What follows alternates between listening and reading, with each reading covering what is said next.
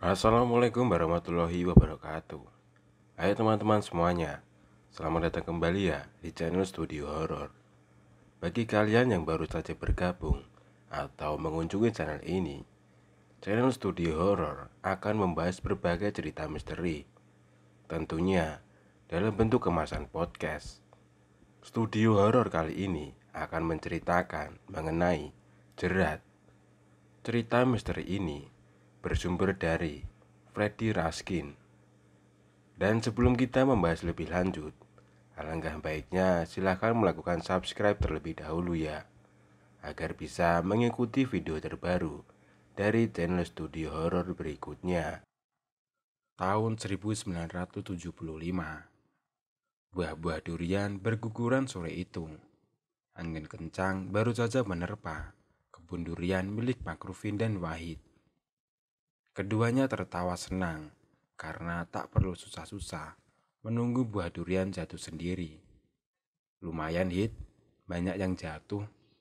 Makrufin langsung mendekati buah-buah yang jatuh itu.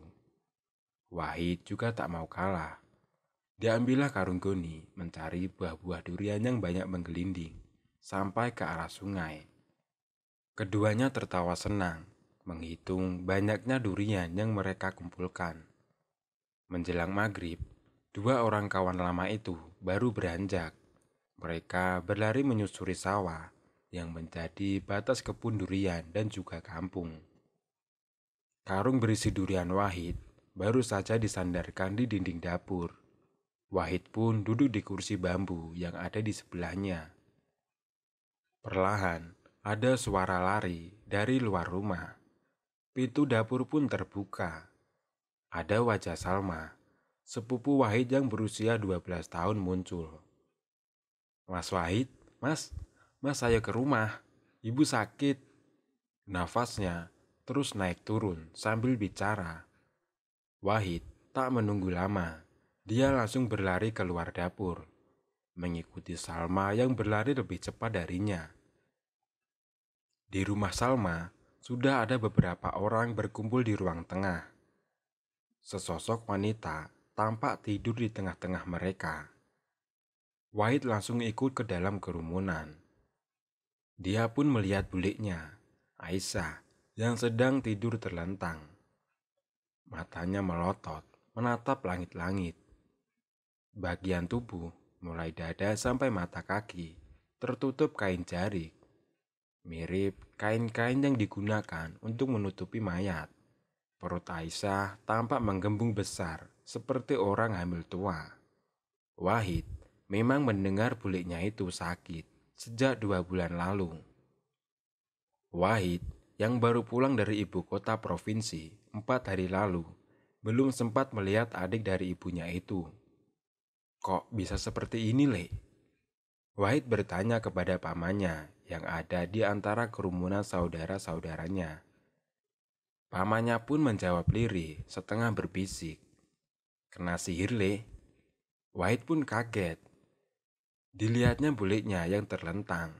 Masih ada gerakan naik turun halus, nafas di dadanya. Siapa, Le, yang mengirim ini? Wahid mendesak pamannya. Sebelum pamannya menjawab, Pak De Basri, paman tertua menarik tangan Wahid keluar rumah. Kalau kamu tahu orangnya, apa nggak kaget? Pak D sudah tanya ke orang yang ngerti. Pak De Basri menjawab Wahid. Siapa Pak D?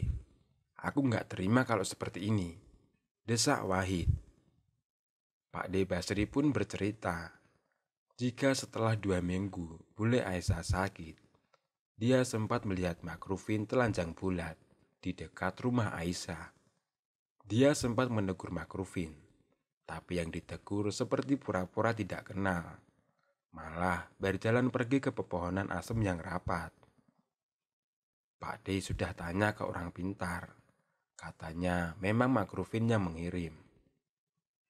Baru selesai, Pak D Basri bercerita. Suara jeritan terdengar dari dalam rumah. Wahid pun bergegas masuk ke dalam. Sudah, cukup. Aisyah berteriak dengan posisi tertidur. Keluarga yang ada di dekatnya berusaha menenangkan. Tapi Aisyah semakin menjadi. Tubuhnya kejang-kejang. Lalu perlahan Wahid melihat kain jarik di bawah perut buliknya itu basah. Air berwarna putih keruh keluar perlahan dari daerah selangkangan Aisyah, mengalir seperti ditumpahkan. Air cucian beras, kata salah seorang keluarga. Bule Aisyah pun tiba-tiba kembali menjerit. Kali ini suaranya lebih kencang. Tak lama tubuhnya mengejang, lalu lemas.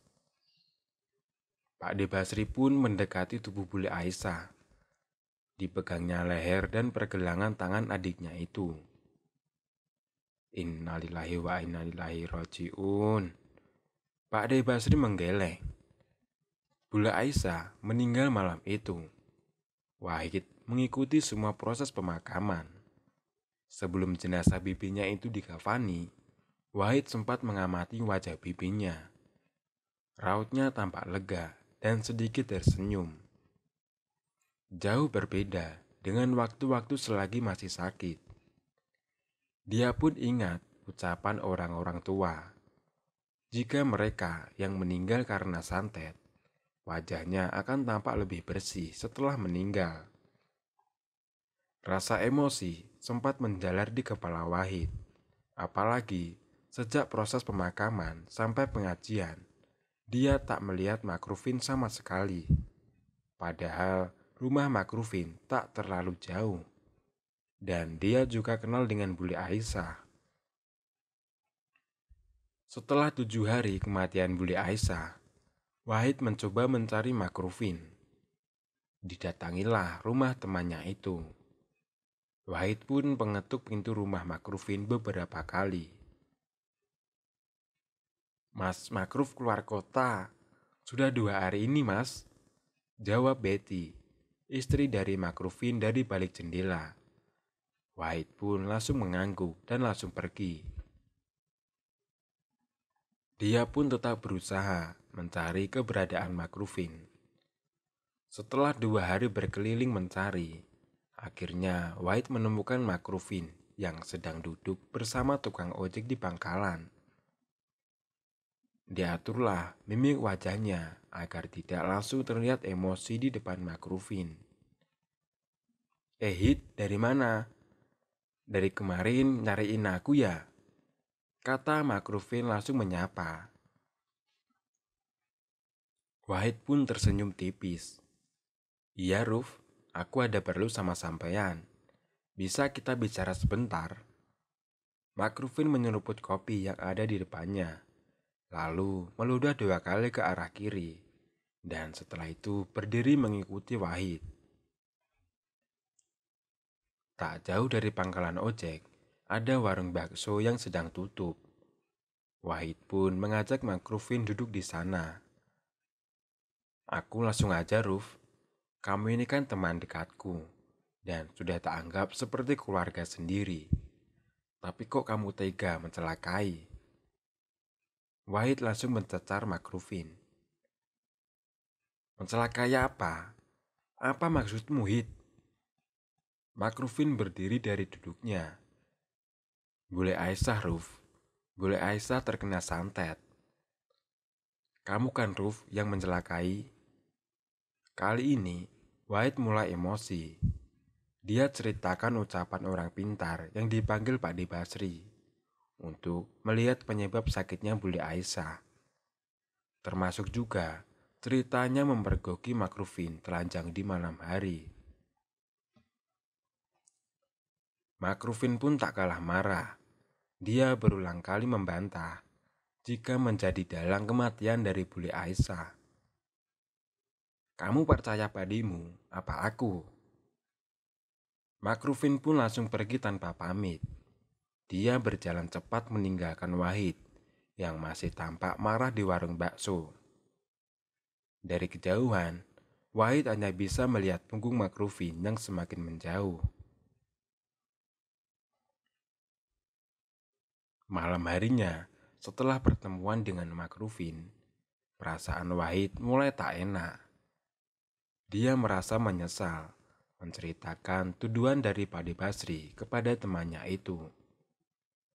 Tapi batin Wahid juga bingung harus mempercayai siapa. Selepas Isya, Wahid pun pergi ke rumah Pade Basri. Saat itu, belum ada listrik yang masuk ke perkampungan. Wahid pun membawa obor sambil berjalan kaki ke rumah pakdenya itu. Sekitar 50 meter sebelum sampai ke rumah pakdenya, Wahid melihat ada bola cahaya berwarna merah yang terbang pelan. Cahayanya berwarna merah menyala, bukan jingga seperti api biasanya. Bola itu lalu menukik dan jatuh di dekat tempat tinggal Pade Basri. Wahid yang sadar dengan apa yang dilihatnya itu langsung berlari ke arah jatuhnya bola api. Teriak Wahid sambil terus berlari. Dilompatinya pagar kayu yang ada di belakang rumah Pade Basri. Sambil menerawang, samar-samar dia melihat ada sosok yang berdiri di belakang rumah Pade Basri. Wahid pun meletakkan obornya di dekat pagar. Kakinya melangkah mengitari pinggiran pagar, mencoba melihat sosok itu dari arah pinggir. Wahid pun berjalan menjinjit dengan hati-hati agar tak terdengar. Semakin dekat, Wahid bisa melihat sosok itu lebih jelas. Tubuhnya jangkung dengan kaki dan tangan yang kurus. Rambutnya panjang acak-acakan. Sosok itu beberapa kali menggeram sambil meraba-raba punggung rumah Pade Basri. Seperti sedang mencari celah untuk masuk ke dalam rumah. "Woi, ngapain kamu?" Wahid meneriaki sosok tersebut. Makhluk itu langsung menoleh ke arah Wahid. Mulutnya bergumam seperti orang merapalkan mantra. Melihat wajah makhluk itu, Wahid langsung berdiri mematung. Mata makhluk itu hitam besar, melotot ke arah Wahid. Wajahnya yang rusak seperti kulit yang hangus terbakar. Dengan mulut lebar dan hidung yang terus mengeluarkan lendir. Perlahan, makhluk yang terlihat marah itu mendekati Wahid. Kakinya melangkah berat sambil terus bergumam. Sudah hampir ciut nyali Wahid, tangannya berusaha mencari-cari sesuatu di sekitar kakinya untuk dilemparkan. Langkah makhluk itu semakin dekat. Aroma tanah bercampur bunga busuk terasa di hidung Wahid. Tiba-tiba pintu belakang rumah Pade Basri terbuka. Wahid pun menoleh ke arah pintu. Rupanya Pade Basri yang keluar dengan istrinya, Rosma, karena mendengar suara teriakan Wahid. Setelah menoleh ke arah Pade Basri, Wahid pun kembali menoleh ke arah makhluk tersebut yang ternyata sudah menghilang. Setelah peristiwa itu, Pade Basri menjadi lebih berhati-hati. Dia memilih tidak tidur malam, bahkan kadang baru tidur menjelang pagi. Basri pun mengira ada yang ingin mencelakainya dengan mengirim ilmu sihir atau santet.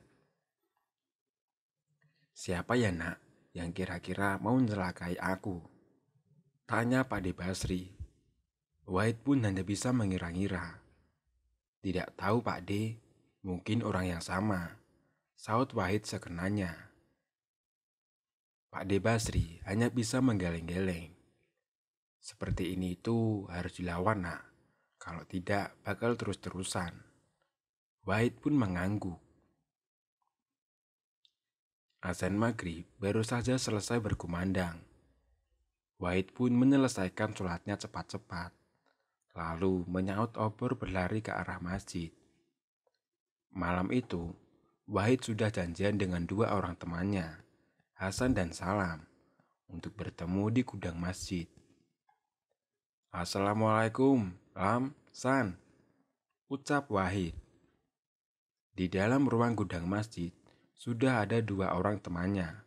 Mereka duduk di atas tumpukan kayu, sisa pembangunan masjid. Ada gorengan singkong dan 3 gelas kopi yang sudah dihidangkan di atas papan yang dijadikan meja. Waalaikumsalam. Ada kabar apa, Hid? Sampai kamu minta kita datang ke sini. Hasan membuka pembicaraan. Wahid pun langsung mengambil cangkir kopi, lalu menyeruputnya. Dia pun kemudian menceritakan kejadian yang menimpa Bule Aisyah, sampai kejadian yang nyaris menimpa Pak Basri. Hasan dan Salam memandang Wahid dengan seksama. Hid, aku sebenarnya sudah dengar tentang ilmu yang dipelajari Makrufin, kata Salam menyahut sambil merapatkan tubuhnya. Bahkan emakku sampai sekarang masih buta gara-gara Makrufin, kata Salam lagi. Salam lalu bercerita tentang kisah yang menimpa ibunya setahun silam. Siang itu, ibu Salam, Wati, sedang berjalan setelah pulang dari sawah. Dia berjalan agak cepat karena langit sudah mulai mendung. Saat sampai di pertigaan jalan kampung, tiba-tiba Makrufin muncul menaiki sepeda pancal dengan kencang dan hampir menabrak Wati. Untung saja, Wati sempat menghindar mundur, lalu jatuh terduduk, sehingga tak jadi tertabrak sepeda Makrufin. Matanya buta, dasar anak buta, umpat Wati sambil menunjuk Makrufin. Orang-orang langsung berdatangan menolong Wati, sambil ikut menyumpahi Makrufin. Sebaliknya, bukannya minta maaf, Makrufin malah tetap mengayuh sepedanya. Dia pun pergi sambil meludah, lalu menjauhi kerumunan orang-orang dan Wati yang sempat terjatuh. 4 hari setelah kejadian itu, Salam mendengar ibunya berteriak-teriak tak lama setelah azan subuh. Salam yang masih terlelap langsung berlari ke kamar Wati. Di sana, dia melihat ibunya menangis sambil membuka kelopak matanya dengan tangannya. Wajah Wati berusaha menoleh ke kanan dan ke kiri, tapi tak ada apapun yang dilihatnya. Bahkan, Salam yang berdiri di depannya juga tak terlihat. Sejak pagi itu, Wati menjadi buta. Salam tak tahu harus melakukan apa. Sempat dia membawa ibunya itu ke puskesmas. Tapi Pak Mantri tidak menemukan keanehan. Bahkan sempat dianggap jika Wati buta karena penyakit gula yang diidapnya. Kata emakku, sebelum dia buta, malamnya dia bermimpi ketemu monyet besar. Monyet itu mendatangi emakku, lalu melompat dan mencakar wajahnya. Emakku sempat melihat wajah monyetnya itu mirip dengan Makrufin. Cerita Salam kepada Wahid dan Hasan. Setelah kejadian itu, Salam sempat berusaha meminta maaf kepada Makrufin. Katanya hanya pengirim sihir atau teluh yang bisa mengobati. Tapi Makrufin tidak mau. Dia pun menyangkal jika sudah melakukan kiriman sihir kepada Wati. Sempat mau tak ancam dia Hid, tapi dia sepertinya tahu setiap mau tak temui sekarang mesti tidak ada di rumah. Tapi dia sepertinya tahu setiap mau tak temui sekarang mesti tidak ada di rumah. Cerita Salam lagi. Wahid pun menganggukkan kepalanya berulang kali. Dia pun bingung harus melakukan apa untuk menyelesaikan masalah dengan Makrufin. Malam itu tidak ada kesepakatan yang didapat. Selain cerita dari Salam dan cerita Hasan tentang beberapa cerita warga kampung yang kabarnya juga menjadi korban Makrufin. 3 hari setelah pertemuan di masjid, istri Pak Basri, Rosma, mendadak sakit. Awalnya hanya dikira demam biasa, Tapi lambat laun semakin parah. Mantri di puskesmas lagi-lagi tak menemukan keanehan, hanya menebak-nebak jika Rosma kelelahan karena selalu bekerja keras di sawah. Rosma pun tak mau makan. Setiap hari hanya tidur di atas dipan rumahnya. Beberapa kali dipaksa makan, selalu dimuntahkan. Wahid yang sejak kecil dekat dengan keluarga Basri, akhirnya sering datang untuk merawat Rosma. Malam ke-9, setelah Rosma mulai sakit, Wahid menginap di rumah Basri. Ada Seger, anak pertama Basri, dan Rosita, anak keduanya yang ikut menjaga malam itu. Ketika semua terlelap tidur, Rosita terbangun. Ada yang menyentuh pundaknya berkali-kali. Rosita membuka matanya dan melihat Rosma duduk di pinggir dipan sambil menyenggol-nyenggolkan kakinya yang kurus ke pundak Rosita. "Mak lapar, Ros. Tolong belikan tempe," kata Rosma lagi. Rosita pun langsung melek. Digoyangkan pundak kakaknya yang tidur di sebelahnya. Kakak, ibu minta makan." Seger yang diguncang-guncang Rosita tak kunjung bangun. Kakak. Rosita kembali menarik badan kakaknya, tapi sama sekali tak ada respon. "Emak lapar, Ros." Mulut Rosma kembali mengucap lemah. Rosita tak berpikir dua kali. Dia langsung berdiri, lalu mengambil obor di dapur. Dicarinya bahan makanan di besek dekat rak piring. Ternyata tidak ada tempe di sana. Rosita pun mengacak-acak tempat lainnya, dan semuanya pun kosong. Jam saat itu sudah menunjukkan pukul 11 malam. Mau tidak mau, Rosita akhirnya keluar rumah. Rosita pun beranjak mengambil uang di bawah bantal. Ada salah satu tetangga yang membuat tempe. Rosita pun akan pergi ke tempat tetangganya itu. Biasanya, mereka mulai produksi pada malam hari. Karena harus berjualan ke pasar sejak dini hari. Ketika baru berjalan keluar rumah, tak sengaja Rosita melihat ada orang yang tengah merokok di pos ronda. Rosita pun mendekati orang tersebut, bermaksud meminta antar ke tempat penjual tempe. Saat langkahnya sudah dekat, dia pun melihat ternyata yang duduk di pos ronda adalah Makrufin. Dia bertelanjang dada sembari menggunakan sarung. Ketika tahu Rosita datang, Makrufin seperti terkejut. Dia pun langsung berdiri dan berjalan cepat meninggalkan Rosita. Singkat cerita, Rosita kembali membawa tempe yang dibelinya dari tetangganya. Saat sampai di rumah, Rosita melihat ruang tengah tiba-tiba ramai. Wahid dan Seger kemudian bangun. Mereka pun berdiri sambil berdiri melihat ke arah dipan. Rosita melihat Basri sedang berdiri menggendong Rosma sambil menimang-nimangnya seperti bayi. Rosma pun terlihat senang sambil tertawa-tawa.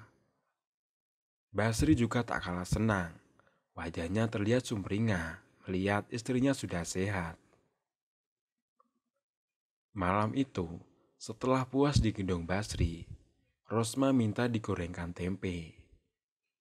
Rosita pun ikut senang melihat ibunya akhirnya mau makan. Rosita pun akhirnya menyuapi ibunya berulang kali, sampai semua tempe yang digorengnya habis. Malam itu, seisi rumah merasa senang. Setelah menunggu beberapa hari, akhirnya Rosma sembuh. Esok harinya, Rosita bangun lebih cepat. Dia ingin memaksakan ibunya lagi, seperti tadi malam.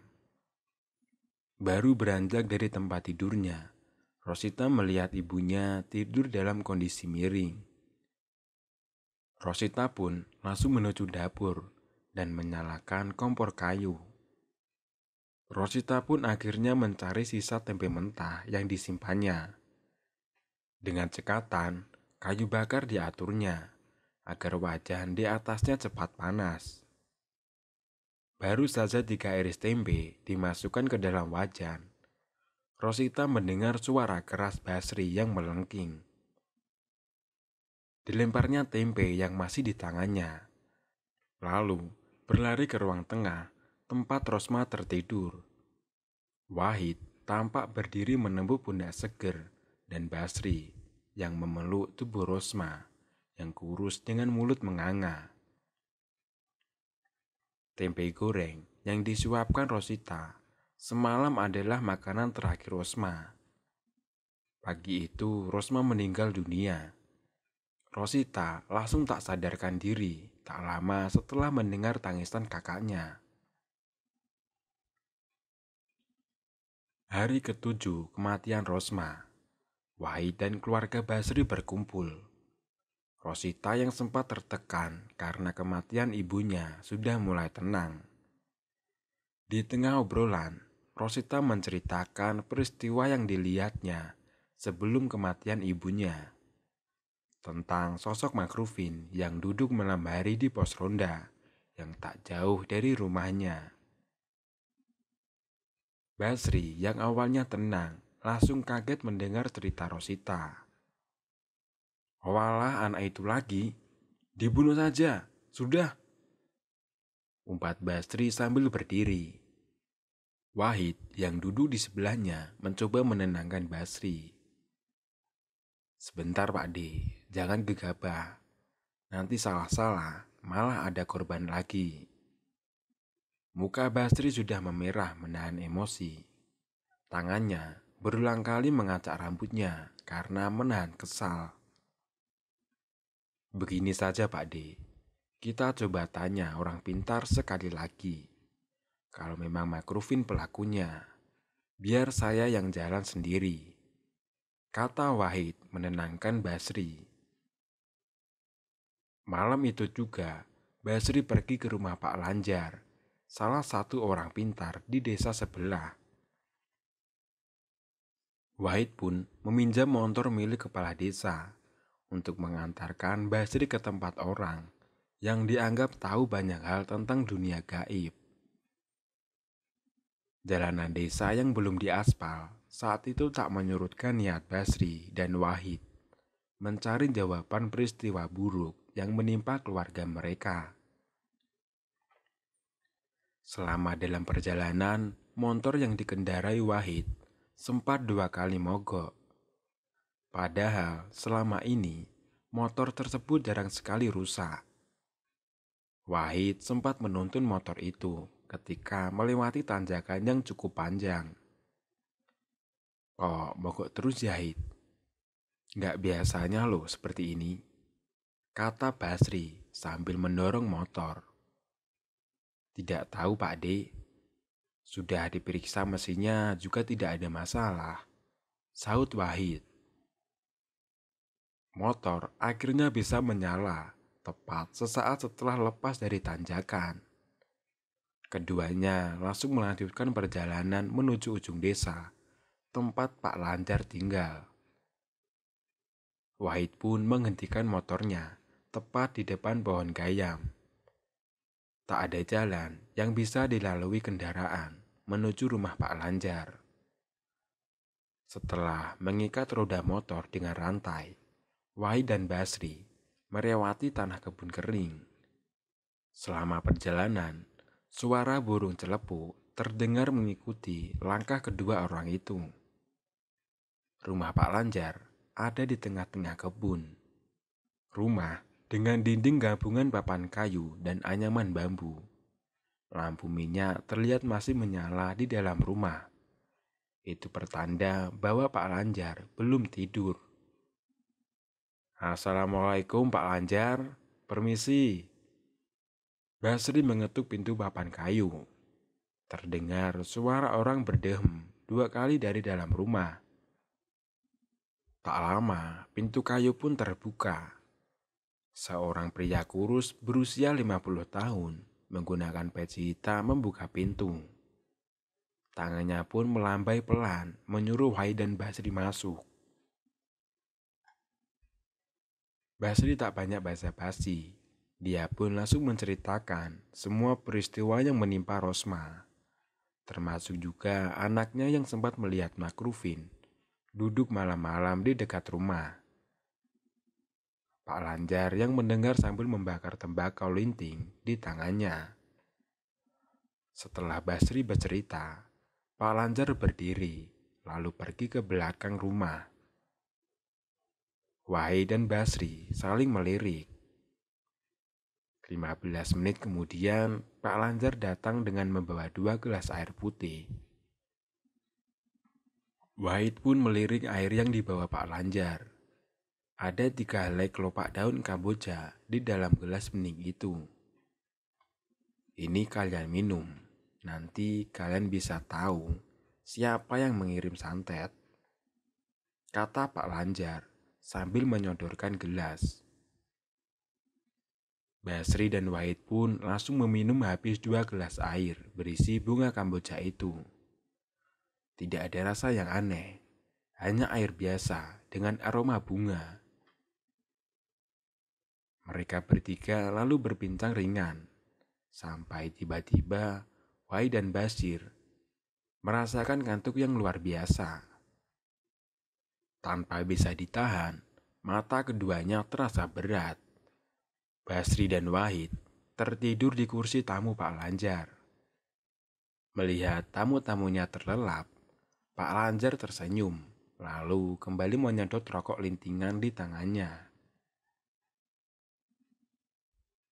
Wahid mendengar suara suara anjing yang cukup kencang. Dia pun membuka matanya dan melihat dirinya sudah ada di rumah Pak De Basri. Di dalam rumah, dia melihat Rosma duduk memeluk 2 kakinya. Rosma terlihat ketakutan karena suara anjing yang terus menggema di sekeliling rumah. Wahid pun mencoba mencari sumber suara gonggongan anjing. Dikelilinginya rumah Basri, tapi tak ada anjing di sana. Suara gonggongan itu terdengar semakin keras, seperti memenuhi semua halaman rumah. Wahid pun masuk lagi ke dalam rumah. Di atas dipan yang biasanya ditiduri Rosma, sudah ada seekor anjing besar, berbulu hitam lebat berdiri di sana. Wahid pun berjalan pelan, sambil merogoh pipa besi dari bawah kursi tamu. Dia pun mendekati dipan. Anjing itu terlihat diam saja begitu Wahid mendekat. Wahid lalu mengayunkan pipa itu sekeras mungkin ke atas kepala anjing tersebut. Pukulan yang diayunkan Wahid membuat anjing itu menggeram. Dia pun lalu melompat menerjang Wahid. Anjing tersebut lalu berlari ke luar rumah. Wahid berusaha mengejar. Dia berdiri lalu berlari sekuatnya. Anjing tersebut tak berlari jauh. Dia berhenti tepat di dekat pos ronda. Wahid yang kelelahan ikut berhenti melihat anjing hitam itu diam. Perlahan anjing itu berdiri, lalu merubah tubuhnya menjadi seorang laki-laki. Cahaya lampu minyak di pos ronda memang tak terlalu terang, tapi Wahid bisa melihat wajah laki-laki itu yang menoleh ke arahnya. Lalu tersenyum tipis sebelum kemudian berlari ke kegelapan. "Makrufin!" teriak Wahid sambil terduduk. Ternyata Wahid masih ada di kursi tamu rumah Pak Lanjar. Dengan tubuh yang basah dengan keringat, Wahid melihat Pak Lanjar dan Basri yang duduk sambil melihatnya. "Sudah terlihat, Nak?" Pak Lanjar menanyai Wahid. Sudah Pak, Makrufin, jawab Wahid mengatur nafas. Entah apa yang dimimpikan Basri, yang jelas Basri juga memberikan nama yang sama kepada Pak Lanjar. Aku sudah tahu sebenarnya, tapi untuk menuduh orang tidak bisa sembarangan, kata Pak Lanjar menasehati. Ayahnya Makrufin orang sakti, ilmunya turun ke Makrufin. Dan dulu bapaknya menguasai ilmu Pancasona, tapi tidak tahu apa itu diturunkan juga ke anaknya. Lanjut Pak Lanjar. Hutang darah harus dibayar darah, nak. Kedua bibimu belum waktunya mati. Basri memecah lampunan Wahid. Motor yang dikendarai Wahid mulai melewati turunan batas kampung. Baru 50 meter berjalan, tiba-tiba muncul sesuatu dari semak-semak. Dan langsung lewat di depan motor. Wahid yang tak siap mengerem mendadak dan membanting setir.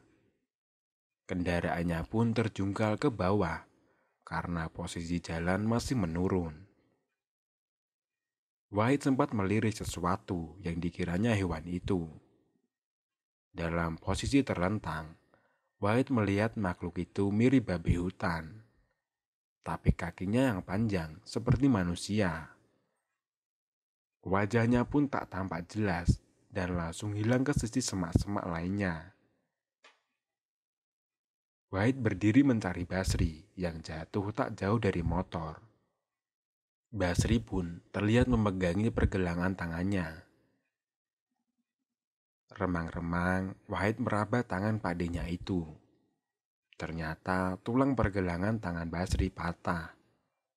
Dengan susah payah, Wahid mengangkat motor dan mengajak Basri untuk naik, lalu kembali ke kampung. Jelas itu bukan hewan biasa, Le, kata Basri. Rencana Wahid untuk bisa memberi pelajaran Makrufin mulai dipikirkan dengan cara matang. Basri jelas tidak bisa dilibatkan karena kondisi tangannya. Sore harinya, Wahid sempat bertemu Makrufin di warung nasi tak jauh dari kebun durian mereka. Anehnya, Wahid seperti kehilangan emosi. Dia justru bercanda dengan Makrufin. Sudah banyak mainan Muhid, Makrufin membuka tas pinggangnya di depan Wahid. Enggak terlalu banyak, Ruf. Aku sibuk ngurusi Pak De Basri. Jadi banyak durian yang jatuh enggak kepanen, saut Wahid. Makrufin pun hanya tersenyum, lalu menunjukkan puluhan lembaran uang 10.000 dari tasnya. Padahal harga durian lagi bagus, Hid. Wahid pun menoleh sebentar, lalu melanjutkan sendokan nasi ke mulutnya. Setelah pulang, Wahid baru teringat apa yang baru saja dilakukannya bersama Makrufin. Emosi yang dari tadi seolah tidur mendadak muncul lagi. Wahid pun akhirnya membulatkan niatnya. Selepas maghrib, Wahid kembali mengajak Salam dan Hasan untuk bertemu di gudang masjid. Wahid kali ini tak banyak basa-basi setelah bertemu dengan dua temannya itu. San, Lam, ini keputusanku sudah bulat. Aku akan membunuh Makrufin. Kali ini sudah tidak bisa dibiarkan lagi. Mendengar ucapan Wahid, Salam menarik nafas panjang. Dia pun mengisyaratkan setuju dengan Wahid. Sebaliknya, Hasan malah terlihat gelisah begitu mendengar rencana Wahid. Berkali-kali dia menggigit bibir. Kamu nggak berani ikut ya, San? Cecar Wahid. Hasan menggeleng. Dia pun menarik nafas panjang berulang-ulang. Lalu berdiri menutup pintu dan jendela gudang. Hasan pun mendekati Wahid. Dipegangnya pundak kawannya itu. Makrufin itu bukan orang sembarangan, San. Dia itu benar-benar sakti. Hasan pun memulai ceritanya. Dan ternyata bukan hanya Wahid dan Salam yang mempunyai masalah dengan Makrufin. Tepatnya adik Hasan, Marwiyah, yang masih perawan lah yang sempat berurusan dengan Makrufin. Kejadiannya bermula saat perayaan 17 Agustus di Balai Desa, sekitar 2 tahun lalu. Pihak desa menggelar lomba menari duet. Pada saat itu, Makrufin ikut dalam perlombaan itu, bersama beberapa pemuda dan pemudi lainnya. Mereka berkumpul di lapangan samping Balai Desa. Peserta yang belum mendapatkan pasangan mencari pasangan di sana. Jelang pukul 7 malam, semua orang sudah mendapatkan pasangan. Tinggal Makrufin dan Aziz yang belum mendapatkan pasangan penari perempuan. Marwiyah pada waktu itu kebetulan datang terlambat. Dia pun harus memilih antara Aziz dan Makrufin. Marwiyah selama ini mendengar banyak cerita tentang siapa Makrufin. Akhirnya Marwiyah pun memilih Aziz daripada Makrufin untuk tampil menari di Balai Desa. Pilihan itu rupanya menjadi petaka bagi Marwiyah. Malam setelah menari di Balai Desa, Marwiyah meminta antar teman-temannya untuk buang air ke sungai. Saat itu tak banyak orang yang punya WC di rumahnya. Marwiyah diantar teman-temannya yang ikut lomba menari ke salah satu sungai kecil yang tidak jauh dari rumahnya. Saat itu, bulan purnama bersinar terang. Teman-temannya menunggu di pinggiran sungai sambil bercengkrama. Sedang Marwiyah sendirian di tengah sungai yang agak dangkal. Seusai menyelesaikan hajatnya, Marwiyah beranjak keluar dari sungai. Baru berjalan selangkah, dia pun terkejut melihat seseorang yang ternyata berjongkok di belakangnya. Yati. Marwiyah memanggil sosok itu. Cahaya bulan kebetulan tertutup bayangan pohon kapuk, tepat di tempat orang itu berjongkok. Karena tak menjawab, Marwiyah memanggilnya sekali lagi. Sosok itu terlihat berjongkok dengan rambut panjang yang terurai menutupi sebagian wajahnya. Yang Marwiyah ingat, hanya Yati yang memiliki rambut sepanjang itu. Marwiyah pun penasaran, akhirnya mendekati orang itu. Yati, kok kamu diem? Sejak kapan ikut di sini, Yat? Sosok itu menggeram ketika Marwiyah mendekatinya. Marwiyah, kok lama banget ya? Ayo balik. Tiba-tiba ada orang berteriak dari pinggiran sungai. Ternyata Yati berdiri di sana dengan beberapa temannya. Melihat Yati berdiri di sana, Marwiyah pun kaget. Spontan dia menoleh ke belakang. Di depannya sudah berdiri sosok tubuh kurus dengan tinggi 3 meter. Jari-jarinya yang kurus panjang berusaha memegang pundak Marwiyah. Seketika itu, Marwiyah menjerit keras, lalu pingsan di tengah sungai. Kejadian yang menimpa Marwiyah itu akhirnya membuatnya sakit-sakitan. Malam hari setelah kejadian itu, Marwiyah berulang kali menjerit ketakutan. Bapak Hasan saat itu sebenarnya merasakan ada sesuatu yang tidak beres dengan anak perempuannya. Marwiyah pun sempat dibawa ke orang pintar. Akan tetapi keadaannya tidak kunjung membaik. Sampai ada salah satu orang pintar yang sepertinya tahu cara menangani Marwiyah. Tapi dia meminta agar adik perempuan Hasan itu tidak kembali ke kampung untuk mengantisipasi hal-hal yang tidak diinginkan. Karena jika orang yang mengirimkan santet tahu kondisi Marwiyah membaik, dia bisa jadi akan mengirimkan lagi yang lebih buruk. Dan sekarang, Marwiyah sering berpindah-pindah dari rumah satu saudaranya ke saudara lainnya.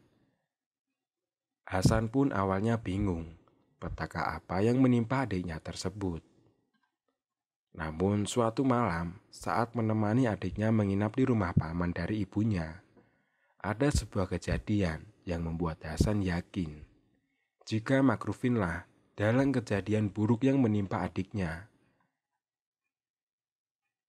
Ketika sedang duduk bersama pamannya di depan rumah, Hasan mendengar suara dipan kayu di dalam rumah seperti diinjak-injak banyak orang. Hasan lalu masuk bersama pamannya.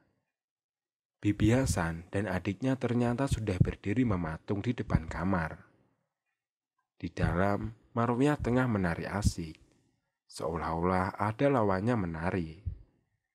Badannya pun bergoyang-goyang ke kanan dan ke kiri, dan membuat suara dipan kayu bergesekan ramai. Hasan barulah menarik Marwiyah dibantu pamannya.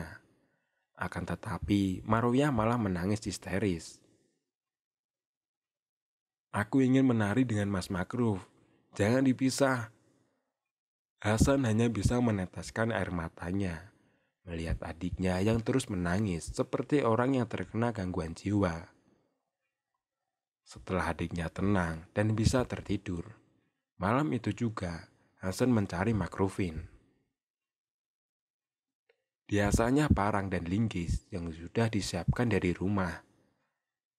Hasan hafal jika Makrufin selalu menyambangi pohon duriannya di malam hari.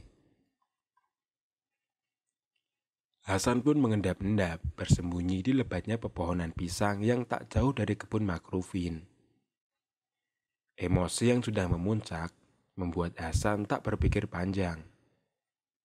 Tak lama kemudian Makrufin lewat di depannya dengan menggunakan obor. Hasan pun langsung keluar dari persembunyiannya. Akan tetapi Hasan terlanjur kalap. Kali ini parang di tangan kanannya yang disabatkannya berulang kali ke arah kepala Makrufin. Hasan pun terus memukulkan kedua senjata yang dibawanya, sampai tidak terdengar suara sama sekali. Parang dan linggis sudah berlumuran darah. Diamatinya tubuh lemas Makrufin. Hasan pun yakin Makrufin sudah menyebut ajalnya. Dilompatinya selokan kering di depannya, lalu berlari menjauh pulang ke rumahnya menembus pekatnya malam. Selanjutnya dibasuhnya dua barang yang digunakannya membunuh Makrufin di pancoran air yang sepi. Hasan pun lalu pulang ke rumahnya dan tidur dengan perasaan takut bercampur lega. Keesokan harinya, Hasan bersiap pergi ke sawah. Sebelum berangkat, dia mampir ke warung untuk membeli rokok kretek. Hasan pun masih membawa parang yang sempat digunakannya menyerang Makrufin tadi malam. "San, sepertinya parangmu tumpul. Biasa lagi ya, supaya tidak karatan." Hasan pun menoleh ke belakang untuk mencari sumber suara yang mengajaknya bicara. Bulu kuduk Hasan pun langsung berdiri. Dia melihat Makrufin berdiri sambil menyampirkan sarung di lehernya. Makrufin lalu tersenyum dan pergi meninggalkan Hasan. Sebaliknya, sendi-sendi di kaki Hasan terasa ngilu. Keringat dingin mulai muncul di kepalanya. Dia pun yakin jika semalam Makrufin sudah dibunuhnya. "Aku sampai gemetar, Hit. Tidak berani benar-benar aku sama Makrufin. Sakti banget orang itu." Hasan pun memelas menjelaskan kepada Wahid yang masih berambisi untuk membunuh Makrufin. Wahid yang mendengar cerita Hasan kini ikut merasakan ketakutan dan sekaligus kemarahan tertahan di dadanya. "Assalamualaikum." Sebuah suara ketukan muncul dari pintu gudang masjid. Wahid dan Hasan langsung terdiam mendengar suara itu. Salam, yang duduk di dekat pintu, langsung berdiri membuka engsel. "Oh, Seger. Masuk, Ger. Aku kira tadi siapa?" Salam pun menyuruh Seger untuk masuk, lalu melirik keluar pintu dan menutupnya lagi. Nafas Seger terdengar naik turun begitu masuk ke dalam gudang. Salam pun menyodorkan gelas berisi teh kepada Seger, yang langsung tandas diminumnya. "Hit, aku dapat pesan dari Bapak. Tadi Pak Lanjar ke rumah, memberikan ini. Katanya kalau kamu benar mau membunuh Makrufin, harus menggunakan ini." Seger menyerahkan sesuatu yang dibungkus kain bekas goni beras kepada Wahid. Bungkusan itu pun langsung dibuka oleh Wahid. Isinya ternyata sebuah tali tampar berukuran besar dan cukup panjang. Wahid pun lalu mengamati tali itu dengan seksama. Ada bekas daun-daun kelor yang menempel di serat-seratnya. Ada juga tulisan raja di beberapa sisi tali. Seger pun lalu mendekati Wahid dan membisikkan pesan. Malam kedua, setelah pertemuan di gudang masjid, ada rapat pembagian bibit di balai desa. Semua warga pun hadir di dalam rapat, termasuk Hasan, Salam, Wahid, Seger, dan Makrufin. Rapat pun berlangsung sampai sekitar jam 11 malam. Setelah rapat, semua warga yang datang satu persatu pulang. Wahid pun memilih pulang bersama Makrufin. Dia menumpang obor Makrufin, karena tadi dia berangkat bersama Seger yang sudah pulang lebih awal. "Ruf, ayo lihat kebun durian. Siapa tahu ada yang jatuh lagi. Kan tadi sore ada angin kencang," kata Wahid setelah keluar dari balai desa. "Wah, iya Hid, ayolah. Tinggal 2 minggu terakhir ini panennya. Kamu sudah butuh uang ya?" Saud Makrufin sambil tertawa.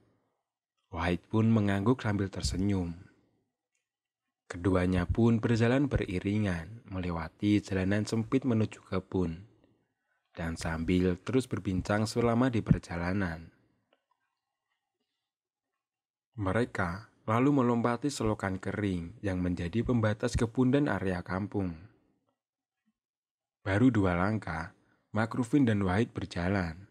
Tiba-tiba ada beberapa orang yang muncul untuk menyergap Makrufin. Tubuh Makrufin pun langsung dirobohkan ke tanah. Wahid langsung merebut obor dari tangan Makrufin. Seketika itu, orang-orang tersebut langsung mengikat kedua pergelangan kaki dan tangan Makrufin. "Ada apa ini? Hah? Ada apa?" Makrufin pun berteriak, lalu tertawa setelah tangan dan kakinya diikat. Wahid pun tak tinggal diam. Diambilnya kantung kain yang dari awal disiapkan di balik sarungnya. Kain itu langsung diselungkupkan ke kepala Makrufin. "Sampean opo aku Hid?" Seger mendekati Wahid sambil mengulurkan sebuah pisau. Wahid pun berpikir sebentar, lalu ia mengambil pisau itu. Pisau yang dibawa Seger bukan pisau besi seperti biasanya. Akan tetapi pisau yang terbuat dari bambu dengan bagian pinggir yang tajam. Wahid langsung mendekati kepala Makrufin dan menggorok lehernya. Beberapa kali sayatan, leher Makrufin terluka. Akan tetapi begitu ditarik, luka itu menutup kembali. Makrufin pun tertawa kencang, membuat suasana malam di tengah kebun itu terasa mencekam. Wahid berulang kali mencoba, akan tetapi hasilnya tetap sama. Ternyata masih dendam kalian semua. Suara Makrufin kembali terdengar dari balik kain di kepalanya. Tawa Makrufin membuat nyali Hasan dan Salam menciut. "Angkat badannya, jangan kena tanah." Seger berteriak pelan. Wahid dan Salam lalu menarik tali tampar yang mengikat tangan dan juga kaki Makrufin masing-masing ke pundak mereka. Kini, posisi tubuh Makrufin terangkat dari tanah. Di balik kain, Makrufin masih tertawa-tawa kencang. Wahid pun kembali menggorokkan pisaunya. Kali ini, pisau itu bisa mengiris leher Makrufin. Suara tawa Makrufin masih terdengar sayup-sayup disertai suara gorokan pelan. Wahid pun menuntaskan urusannya dengan cepat. Pisau bambu itu akhirnya memutus kepala Makrufin. Begitu kepala Makrufin putus, Salam dan Hasan langsung berlari sambil menggotong tubuh Makrufin yang sudah tak berkepala itu. Mereka berlari menyusuri 2 sungai. Akhirnya mereka menuju ke sebuah liang lahat yang sudah mereka siapkan di ujung kebun milik Salam sejak sehari sebelumnya. Sambil terus berlari, tak kurang-kurang godaan mengganggu langkah keduanya. Langkah mereka yang seharusnya hanya terdengar 4 tapak kaki, terdengar ramai. Hasan pun menoleh ke belakang. Ada 2 makhluk jangkung yang ikut berlari dengan posisi terbalik seperti kepiting. Mereka berlari tepat di belakang Hasan. "Lam, Salam, di belakangku Lam." Hasan bergidik. "Sudah, jangan dilihat, terus saja jalan," sahut Salam. Liang lahat yang sudah disiapkan Salam sudah tampak menganga di ujung kebun. Salam pun kembali menguatkan ikatan di kaki dan tangan tubuh Makrufin. Liang lahat yang disiapkan sudah ditutupi papan-papan kayu. Salam pun langsung melemparkan tubuh Makrufin, lalu menutupnya dengan papan kayu. Di sisi lain kebun, Wahid yang berhasil memutuskan kepala Makrufin langsung membungkus kepala itu dengan kain. Kemudian dia lalu berlari ke arah berlawanan dengan arah tubuh Makrufin yang dibawa Salam dan Hasan. Seger lalu memanjat sebuah pohon sukun yang cukup tinggi. Sesampainya di atas, Seger mengulurkan tali tampar kepada Wahid yang ada di bawah pohon. Kepala Makrufin yang sudah terbungkus kain diikat dengan tali, kemudian dikerek Seger ke atas pohon. Seger pun mencari posisi ujung pohon yang tidak mungkin dijamah orang. Suara tertawa Makrufin sempat menggema sebelum akhirnya hilang disertai angin kencang yang menggoyang pohon sukun. Setelah memastikan kepala itu ditali dengan benar, Seger lalu turun menemui Wahid di bawah pohon. Sambil membakar rokok, mereka menunggu Hasan dan Salam. Tak lama kemudian, kedua orang yang ditunggu pun datang. Akhirnya, mereka semua langsung mencopot baju mereka yang sempat berlumuran darah itu, lalu membakar pakaian mereka dan mengubur sisanya. Keempat orang itu saling menoleh dan kemudian kembali ke rumah masing-masing. Akan tetapi, semua orang kampung yang ketika itu ikut rapat di balai desa, yang ikut menjadi saksi semuanya, kompak mengatakan, jika Makrufin pulang sendiri setelah dari balai desa. Petugas pun akhirnya menghentikan pencarian Makrufin. Setelah 7 hari, Seger dan Wahid diam-diam mengambil kepala Makrufin yang masih tergantung di atas pohon sukun. Tanpa membuka ikatan, mereka membawa kepala itu, lalu menguburkannya tak jauh dari kebun durian Makrufin. Wahid pun sempat cukup lama merenung setelah peristiwa itu. Dia pun kerap mendatangi rumah tokoh-tokoh seperti kiai dan ustadz sambil menceritakan apa yang sudah dilakukannya kepada Makrufin.